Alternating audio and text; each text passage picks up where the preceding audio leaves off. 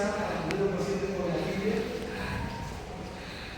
se le dedica al hematólogo, el hematólogo lo prescribe y se le transfunde químicos precipitados del factor 8 antes, durante y después de la atención clínica.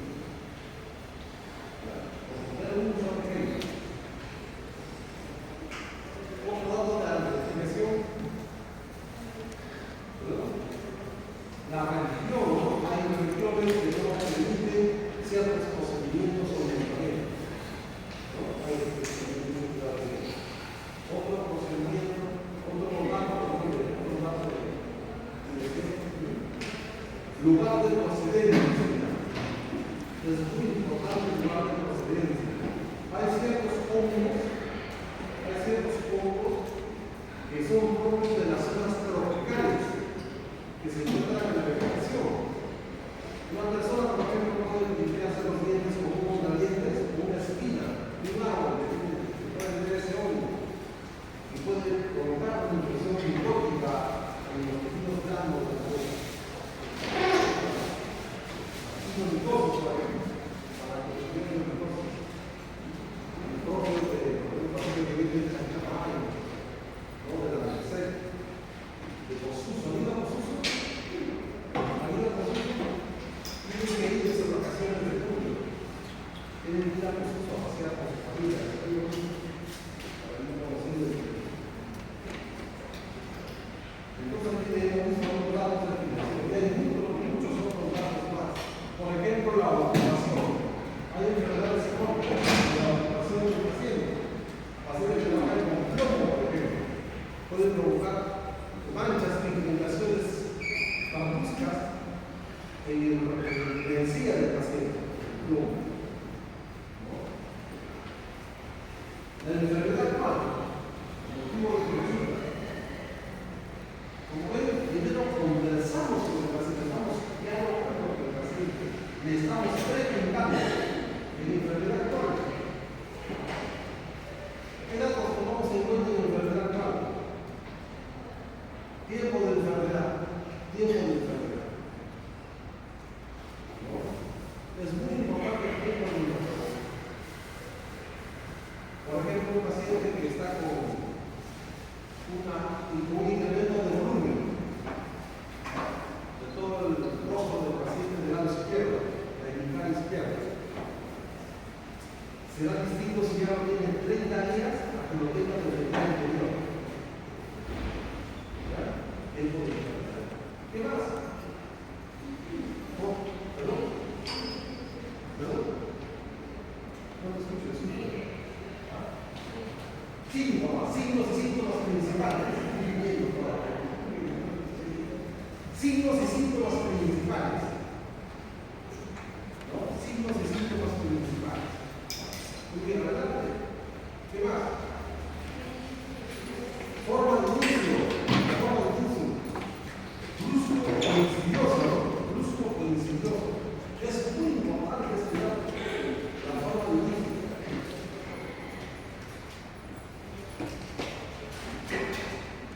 Será muy diferente que ese incremento de volumen haya sido de un momento a otro, a que haya sido progresivo, paulatino.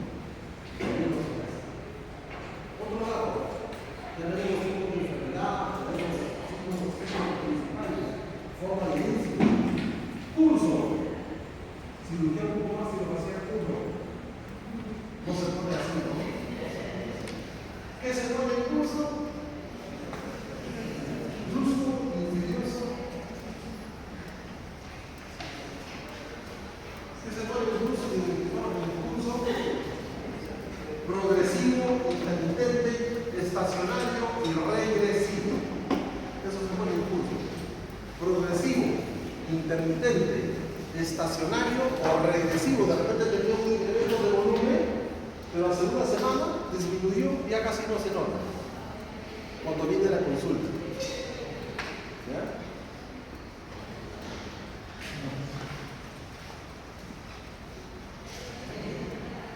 Un pulso intermitente. El paciente siente que tiene fiebre, pero por las tardes se le reduce la mayor cantidad de fiebre y por las mañanas casi no tiene fiebre.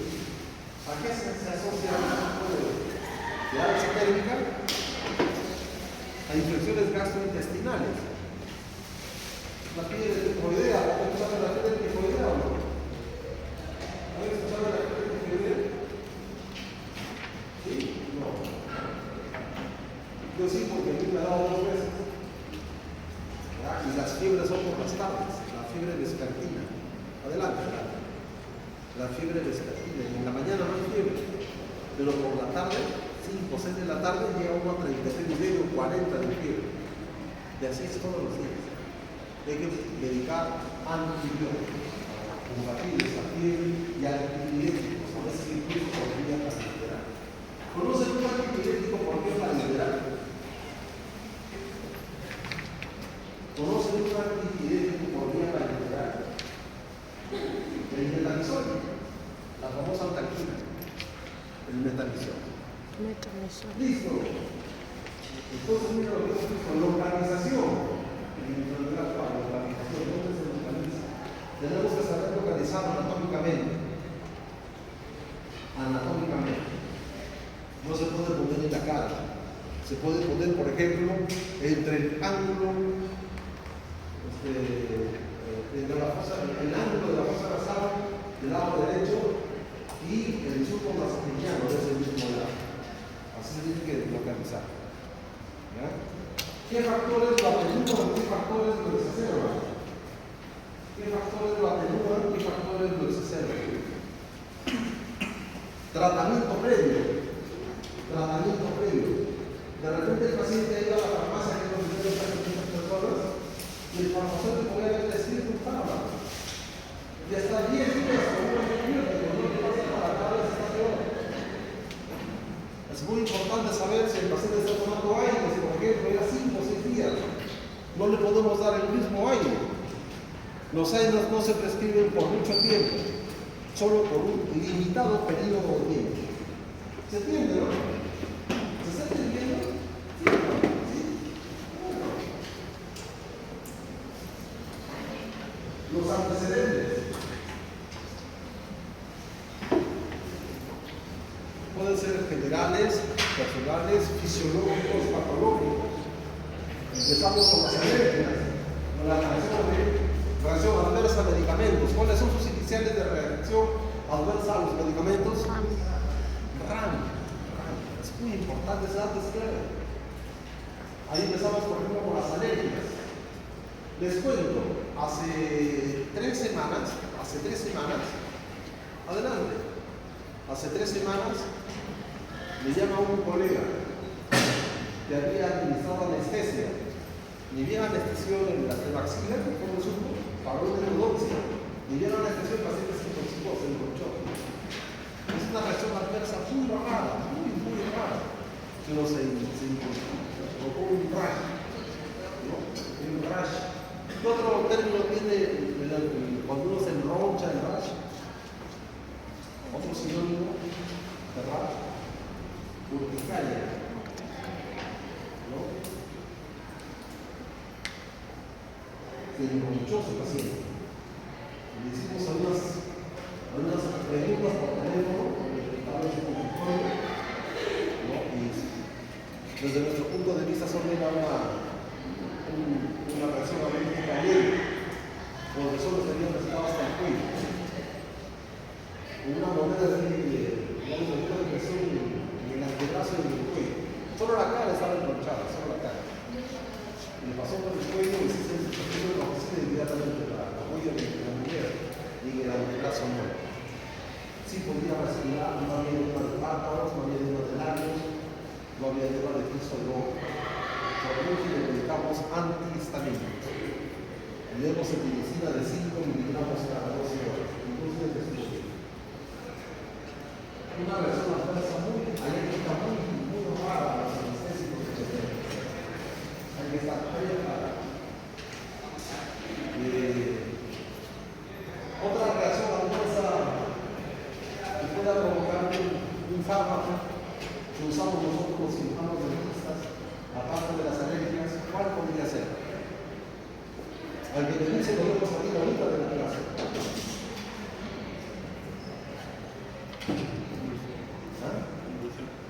Convulsiones, ¿por qué? Un paciente puede convulsionar, sí puede convulsionar. Por yo hice una convulsión con anestesia, pero cuidado. Cuando yo se agarra para que no se caiga en el sillón al siguiente, por una razón de toxicidad. Sí, ¿verdad? Es muy peligroso. Como tuvieron que agarrarme en el sillón,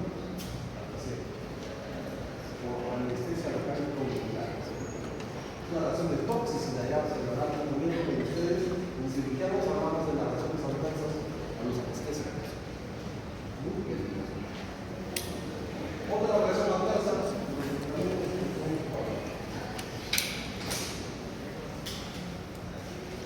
los aires, ¿por qué pueden provocar? Gastritis. Pueden provocar gastritis. Hay que tener mucho cuidado a los pacientes que tienen gastritis o que tienen úlceras. No le podemos describir así nomás por el final. Listo. Entonces los antecedentes fisiológicos, los patológicos, es clave saber alguna enfermedad que contraindique la atención de ese paciente. Una simple exodoncia puede ser de mucho riesgo en un paciente. Por ejemplo, un hipertenso no controlado.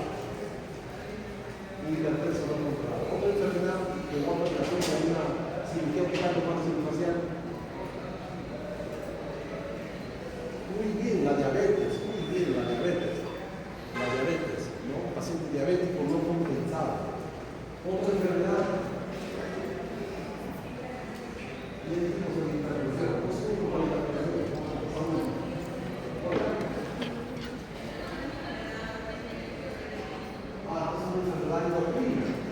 Una enfermedad endocrina, el hipertiroidismo, no es el hipotiroidismo, el hipertiroidismo. El hipertiroidismo. La próxima semana le vamos a estar hablando de el calcular del hipertiroidismo, no se la pierda, no está en casa, pero yo nunca digo. Muy bien, muy bien, muy bien. Otra enfermedad, las enfermedades autoinmunes. La mayoría de pacientes que tienen enfermedad autoinmune están medicados con ¿qué fármaco? ¿Qué fármaco toman los pacientes con enfermedades autoinmunes? Corticoides. ¿Y cuál es el efecto secundario del corticoide? Inmunosuprime. Inmunosuprime. Son pacientes inmunocompetentes o inmunocomprometídos.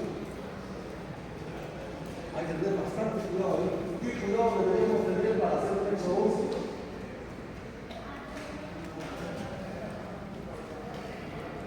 No hay problema con la población, no hay problema con la población, pero es muy importante.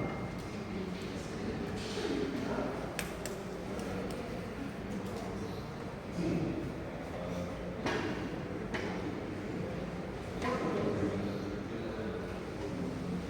Una de las cirugías de pero no muy importante, antes de empezar, profilaxis antibiótica. Profilaxis antibiótica, eso es clave. Profilaxis antibiótica. Pacientes con problemas de coagulación. Hace rato que hicimos el ejemplo de la hemofilia. Hay un estudio de los problemas de la coagulación. O por el otro lado, pacientes que están tomando anticoagulantes. Díganme un ejemplo de una enfermedad que el paciente tenga que estar tomando anticoagulantes. Pacientes con trombosis, por ejemplo. Trombosis venosa, por ejemplo. Las piernas, otra enfermedad que requiera tomar anticoagulantes en pacientes que le aparecen. Al que me dice, le doy una pregunta del examen parcial, un día después de la prueba. Hace poco me llegó un paciente que tenía una operación en el corazón y tomaba bastante anticoagulantes por eso. Perfecto. Lo que dice su compañero es muy cierto. Paciente dice que tiene en el corazón, pero hay que saber cuál enfermedad cardiovascular. Muchas enfermedades cardiovasculares. Está muy bien, muy bien. Muchas enfermedades cardiovasculares. Por ejemplo, un paciente con válvulas protésicas auriculoventriculares, pacientes con bypass coronario, ciertos pacientes con arritmia, requieren anticoagulantes. ¿Ves usted un bypass coronal? Justo, un bypass coronal. ¿Perdón? ¿Qué he tomado? A ver, ¿qué he tomado? Escuche, por favor. Los hortanos. Uno por uno. Los sartanes. Los sartanes van a poner para qué? Para la hipertensión arterial. Hipertensión. Segundo, bisoprolol. ¿El bisoprolol para qué es? También para la hipertensión arterial y para la arritmia. 3. Isolvide para qué es? Para la angina de pecho. Para la angina de pecho es un vaso dilatador. Es un vaso dilatador. Isolvide. Clopidogrel. Clopidogrel. ¿Para qué es el clopidogrel? Al que me dice le cuento una anécdota bien interesante. Solito me cuenta así. Clopidogrel. Clopidogrel.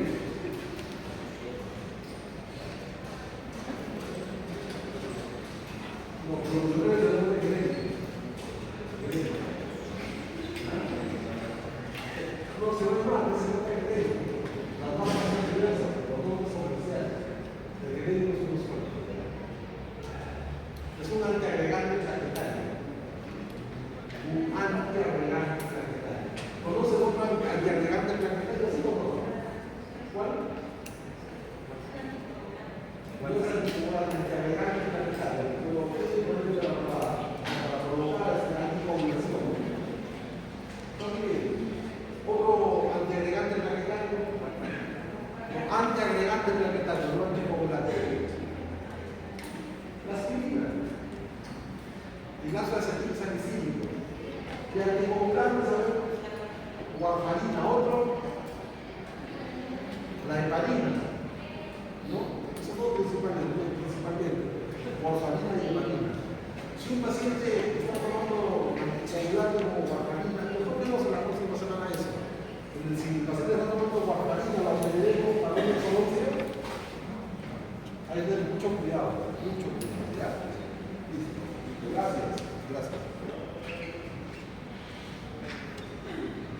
Un último ejemplo. Un antecedente. Un paciente que tenga osteoporosis. ¿Qué debemos preguntar que está usando qué fármaco?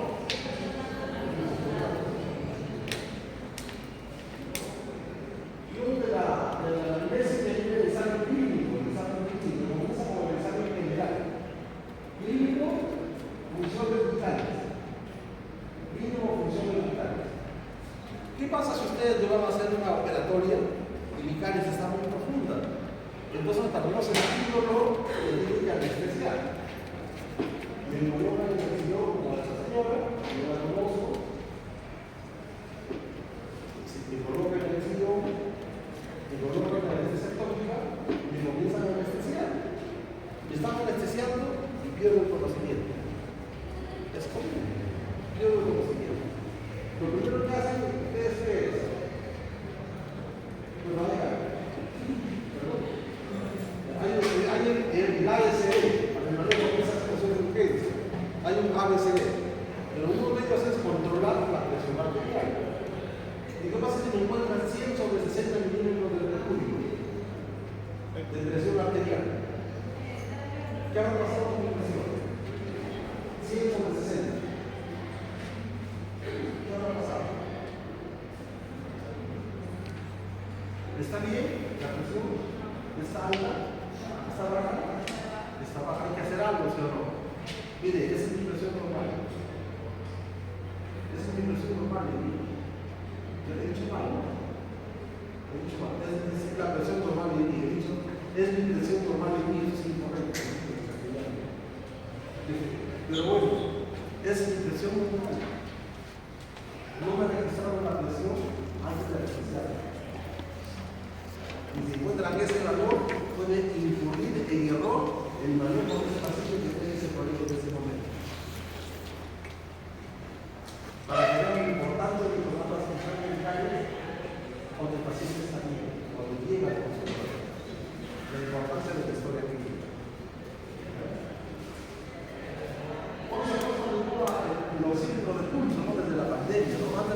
debe usar los pacientes. Hay que usar los pacientes. ¿Qué más? El paciente, por ejemplo, un paciente. ¿En qué caso podemos usar los síntomas de incluso? Por ejemplo, un paciente con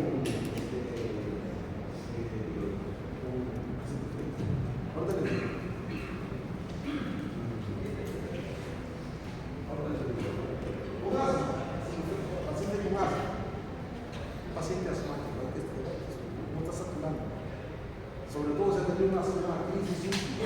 Si el paciente tiene una crisis última, no lo podemos atender inmediatamente y hacer ese paciente de consulta con su neumólogo. Hay varios pasos que hay que seguir. La próxima semana vamos a hablar de pacientes con problemas sistémicos. El examen general. La endoscopía a veces comienza con la endoscopía, ¿no? Justo hablamos de con el grupo de práctica del día de ayer. ¿Qué pasa si el paciente viene a atenderse y vemos que tiene quimosis en la pierna y en el brazo? Los 5 primeros minutos. ¿Qué le preguntamos? ¿Desde cuándo está esa pigmentación en el brazo? ¿Qué pasa si nos dice desde hace un mes se lo está presentando? ¿Y cómo se le presenta? Sin ninguna causa, sin ningún vuelo. Simplemente se le presenta estos moretones, dice el paciente. Los moretones. Lo que queremos, ¿a qué hacemos la consulta? Al hematólogo. O si no, antes de salir de consulta, podemos hacer un examen de laboratorio. ¿Qué le pediremos? Un examen. Un hemograma completo y en segundo lugar, otro examen. Son dos exámenes.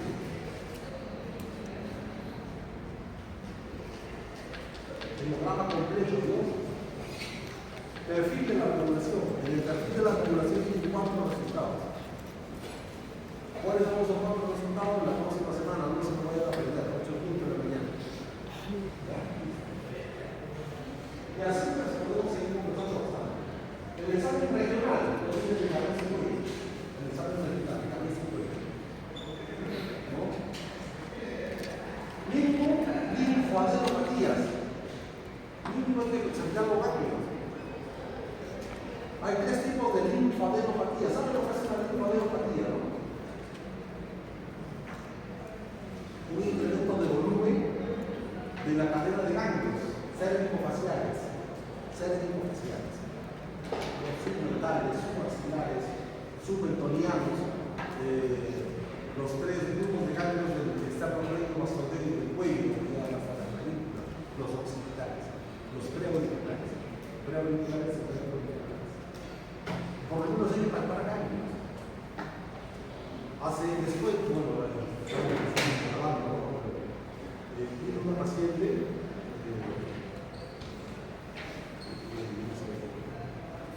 que tenía ganglios después de una operación que tenía linfoadenopatía tumoral en el otro lado, o sea, había resignado. Así que lo voy a presentar el caso nada más. Había resignado la tumoración en la clase, al otro lado. Hay 3 tipos de linfoadenopatías: inflamatorias, metastásicas e infecciosas. Las inflamatorias, muchos de nosotros tenemos un problema en la faringe, una bronquitis, una faringitis. ¿Se han pasado una vez una aquí? ¿Ustedes? Aquí hay ninguno. Las linfoadenopatías inflamatorias, los ganglios son móviles, se mueven, móviles. No se une, no se adhiere a planos profundos. No se une a planos profundos. Tiene bordes definidos, como una perejila. Tiene bordes definidos. Y un tanto más a ver de la linfoadenopatía inflamatoria, ¿qué me puede decir? Le dije 3. No tiene límites definidos, no tiene bordes definidos, no se une a planos profundos. No duele la palpación, son dolorosos a la palpación, no duele de tiro. Al revés, sí duelen a la palpación, no duelen. Los inflamatorios duelen a la palpación, es doloroso, no es en cambio, los metastásicos es todo lo contrario. Todo lo contrario. ¿Cómo sería? no tienen bordes definidos, se unen a planos profundos, no dolorosos para la cabeza. Son como bases técnicas, eso de ir a las técnicas. Eso no podemos enseñar, pero vamos a ver. Por eso informarnos por hacer un caso.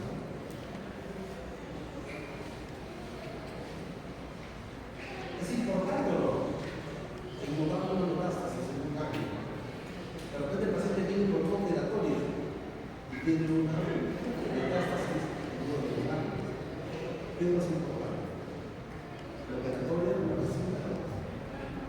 Es la monocología de metástasis. Bien, entonces tenemos las linfoadenopatías infecciosas, donde el propio ganglio se infecta. ¿Cuándo puede ocurrir eso?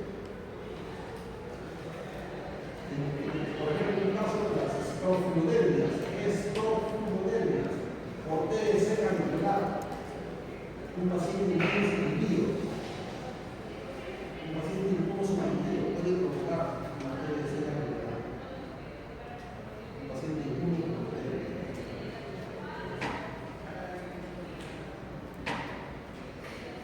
En el examen regional hay que evaluar una articulación ventricular, por ejemplo, la cartílago, cierre, la cartílago de la derecha, la izquierda. Puntos dolorosos a la palpación. Y el examen clínico local, ¿con qué empieza?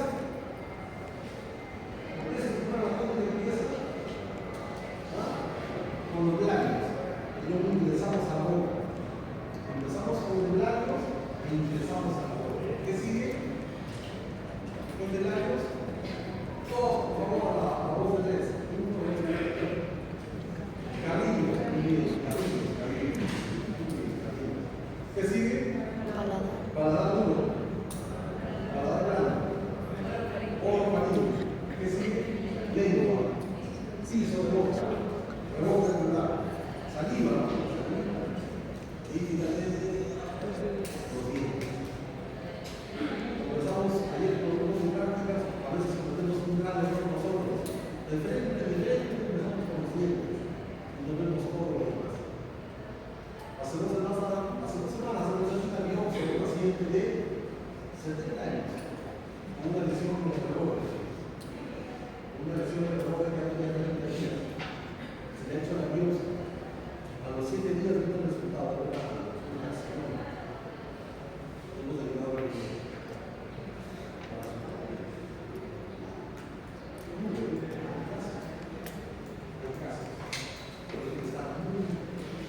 concentrados en lo que estamos haciendo.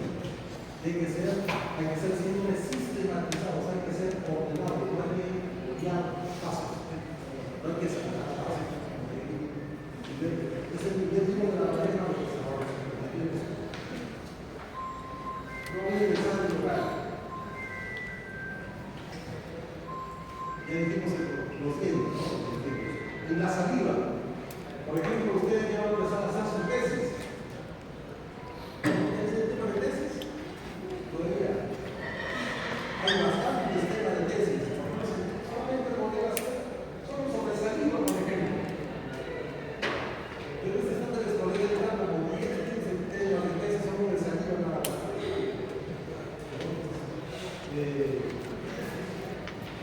Pero para ello hay que estudiar.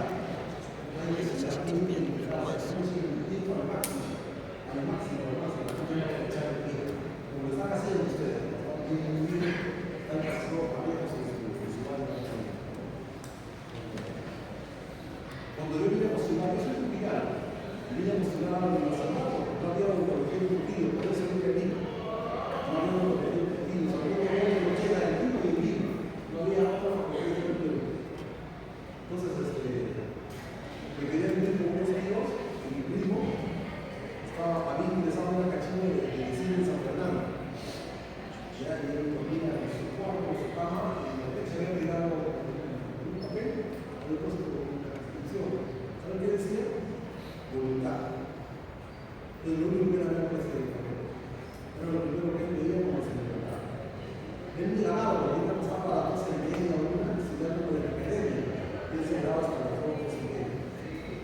terminaba a las 6:30, que se me dijo que estaba ya escuchando. Por eso, ¿sabe lo que hay que aprovechar el tiempo más?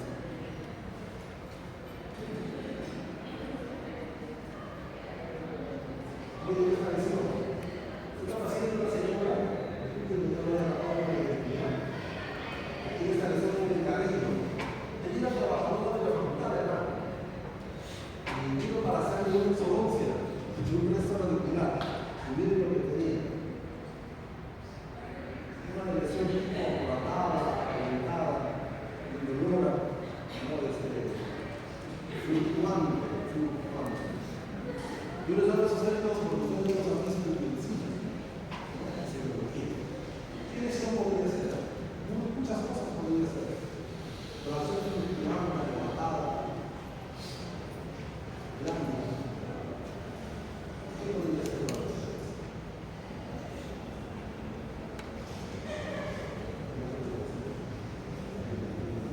En el cabello de Ezequiel.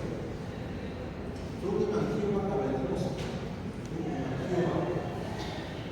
¿Qué de esas amigas? ¿Lo vas a mirar bien ese paciente?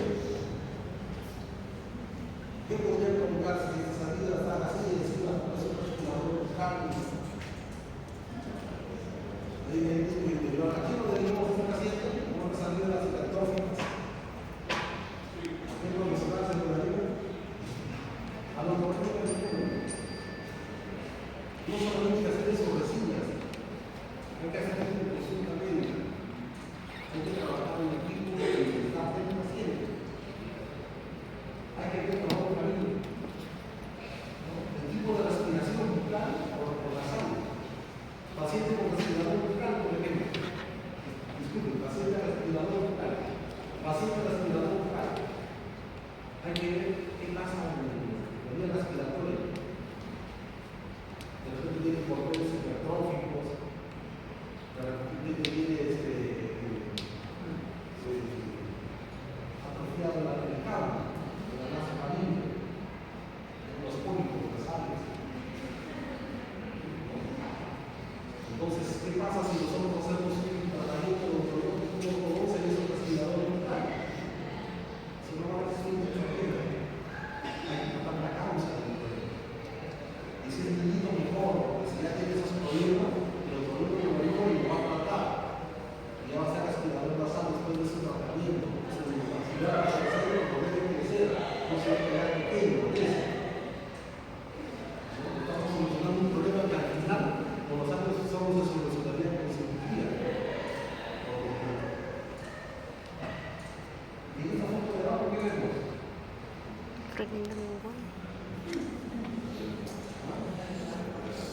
¿Qué tiene que ver con el lugar? ¿Cómo lo escribía? Corto, ¿no? Inserción corta del terreno lingual. Mira la lengua. Bífida. La lengua bífida. Miren, estos son numerarios. Cómo han provocado la deposición de las clases de las culturas superiores. Los supernumerarios. La raza de los laterales. Tercera parte de la historia, el diagnóstico clínico o diagnóstico descriptivo. Diagnóstico clínico o diagnóstico descriptivo. Ahí colocamos nuestra expresión diagnóstica. Inclusive tiene la clasificatoria, mucho más que anamnesis más examen clínico igual diagnóstico descriptivo. Y más preciso aún, enfermedad cual de la anamnesis más examen clínico igual diagnóstico clínico. Hay que poner el diagnóstico clínico. Por ejemplo, como decía su compañero, inserción corta del terreno lingual. Ese es un diagnóstico clínico. ¿No? Supernumerarios a nivel de 10 a 1, 1, 2, 1 en palabra versión. Ahí está. Ese sería nuestro diagnóstico prescriptivo.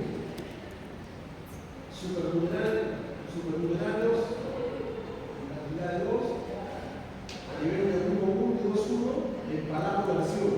Ese sería el diagnóstico clínico.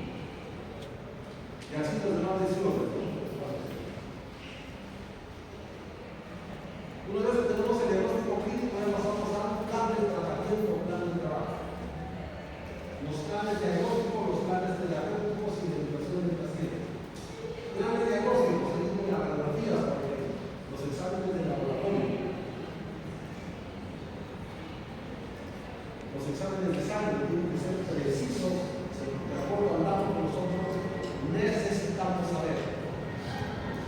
Por ejemplo, un diabético, un examen que solicitamos, ¿cómo solicitaría el examen para un diabético? ¿Cómo solicitaría? ¿Cómo solicitaría para un diabético? Dosaje de glucosa en sangre, nada más. Pero se entiende, paciente, señor fulano de tal, edad 37 años. Se solicita 2 puntos, dosaje de glucosa en sangre, nada más. Por poner un ejemplo, tenemos que ser precisos en la solicitud del examen de laboratorio. Una fotografía memorial, una fotografía hacia digitalizar que se enviaba antes, una fotografía lineal. Y supernumeral el edificio de ser nacional.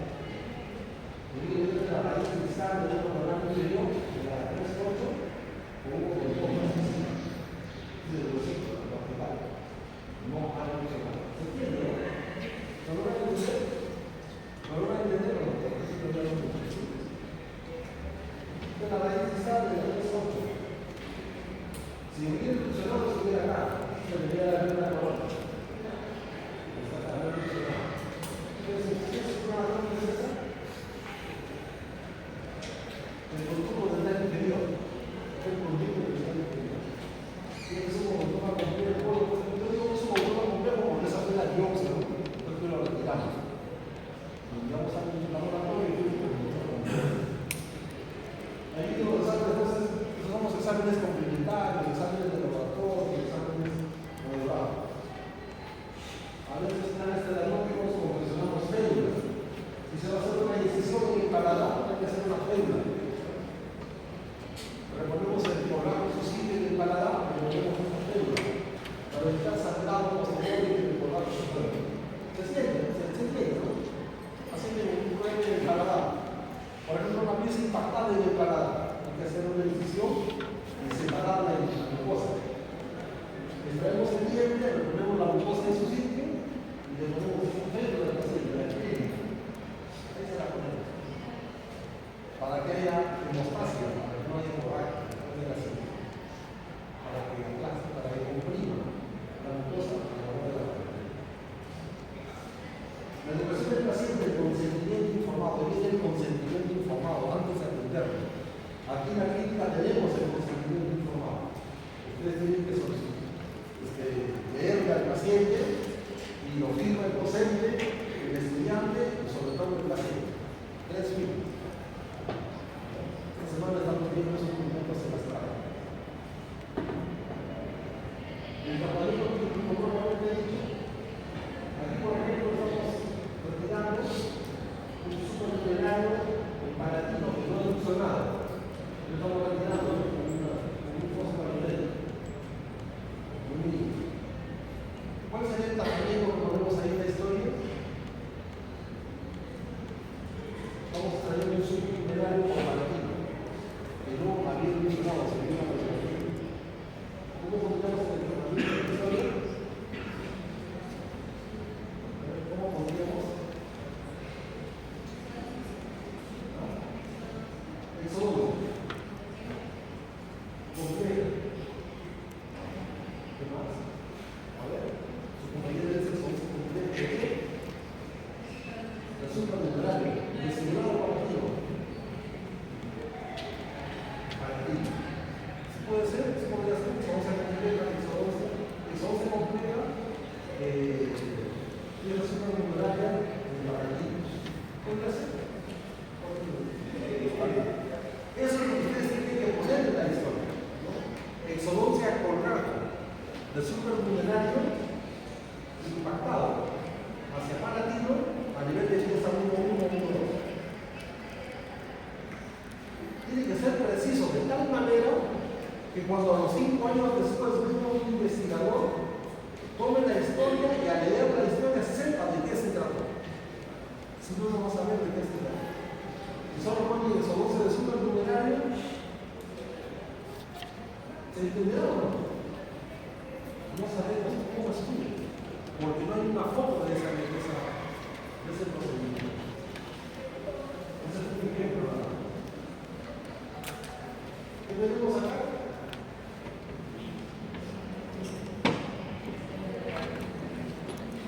¿Perdón? Frenillo del labio superior. ¿Es un frenillo normal? Por inserción normal de frenillo labial superior. De frenillo labial superior. ¿Qué ha provocado? Un diastema. Un diastema de 1,1 y 2,1. ¿No? Cuando el paciente viene con un frenillo corto del labial superior, en un paciente o adolescente, hay un dato clave para indicar por una cirugía. ¿Saben cuál es? ¿Qué indicarían ustedes? Algo clave. ¿Saben? Para establecer el día o el momento apropiado para la cirugía. ¿Ah?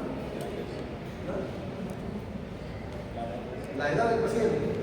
La edad del paciente. Hay que esperar la función de los caninos superiores.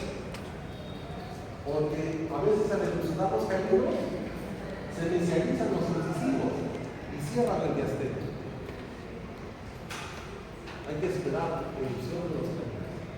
Si al elucionar los caninos no inicializan los incisivos y persiste el diastema, recién ahí se indica la frentectomía labial superior. El tratamiento se llama frentectomía labial superior. Y aquí hemos tomado el frenillo, como hicimos en oscuro, hemos retirado las pinzas de mosquito, y esta es una inyección, como se una pinza mosquito, les insertamos el plano muscular. ¿Qué músculo está ahí? ¿Qué músculo ahí? Auricular de los labios. El músculo auricular de los labios. Lo desinsertamos, porque si no, no va a recibir. Hay que disecarlo. Lo mismo que en la frenectomía lingual, también hay que disecar el músculo geniculoso. Hay que disecarlo. Y de ahí eliminar la célula. Ahí está la célula. Bueno, vamos en la historia entonces en el tratamiento. Muy bien, ¿no? Ahí se entiende, ¿no? Frenectomía labial superior. Excelente, muy bien. Muy bien. Esto es un poco. Gracias, pero no se pusieron en el camino. No se quedaba dormida, ¿qué otra? Es una broma. Muy bien. Estas resinas,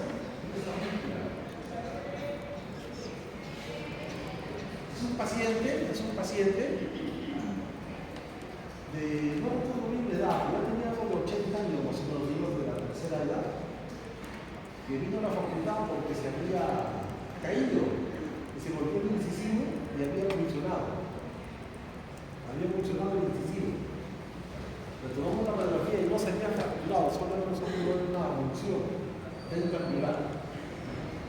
¿Cuál era el inconveniente? ¿Saben cuál era el inconveniente? Que al día siguiente se iba a los Estados Unidos. Al día siguiente de su pasaje, todo su viaje para no sé qué hacer por allá. ¿Qué hacer? Le preguntamos qué tiempo iba a estar. Dijo 30 días. Eso es lo que autorizamos. Para que se iba a visitar. ¿No? Y 30 días después ya vemos qué hacemos con ese día. Lo felicitamos. Felicitamos el mejor día musical y finalmente me gustó.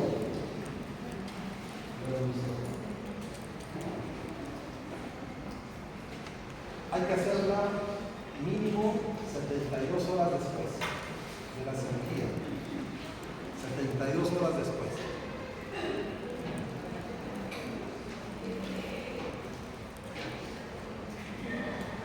¿Recuerdan de la REC del año pasado?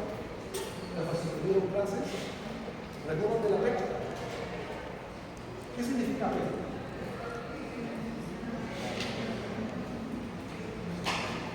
Cooperación Económica Asia-Pacífico, ¿no? APEC. ¿Se acuerdan de la pena?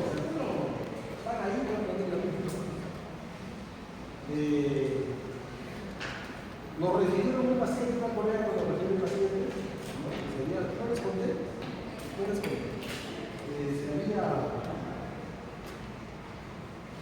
Él había en su consultorio un paciente chino.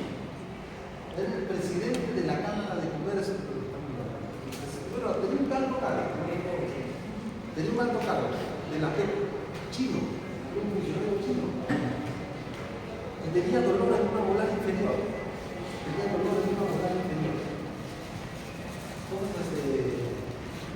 la colega dice, me gustaría que lo vean ustedes, ya que tomar una mediapical. Y tenía una fractura, no en la corona, sino desde el cuello de la corona, desde el cuello hasta el ápice, una fractura vertical. ¿Cómo se había hecho eso? No lo sabemos cómo. No sabemos cómo se ha hecho esa fractura. Solo en la raíz inicial. Había peligroso. La raíz inicial. Tratamiento no era una penetración.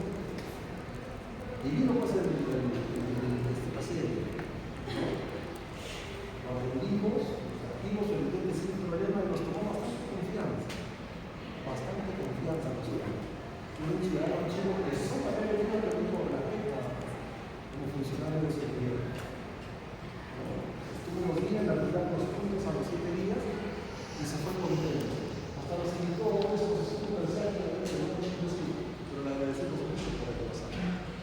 Digo, en China no hay un plato, por supuesto que en China no hay un plato. Lo que puede ocurrir una fractura vertical solo de la raíz inicial, la corona está vertical.